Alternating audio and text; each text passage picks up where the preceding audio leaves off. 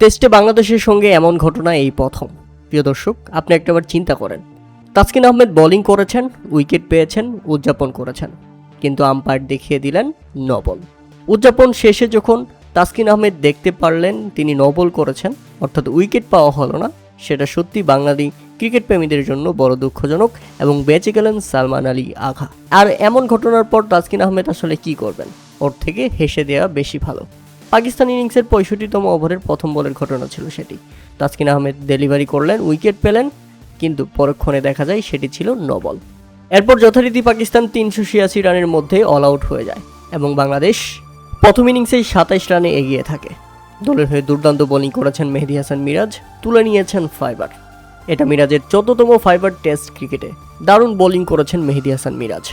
মিরাজের পাশাপাশি 2 উইকেট শিকার করে নিয়েছেন তাসকিন আহমেদ, শিকার করেছেন 2 উইকেট তাইজুল ইসলাম এবং 1 উইকেট পেয়েছেন নাহিদ রানা। আর যেভাবে ব্যাটিং করতে নেমে 7 রান করতে পারে বাংলাদেশ, তার আগেই খেলা থামিয়ে দেয় আম্পায়াররা। কেননা অল্প আলোর জন্য তৃতীয় দিনের খেলা শেষ হয় এবং বাংলাদেশ 34 রানের লিড নিয়ে ব্যাটিং করবে চতুর্থ দিন।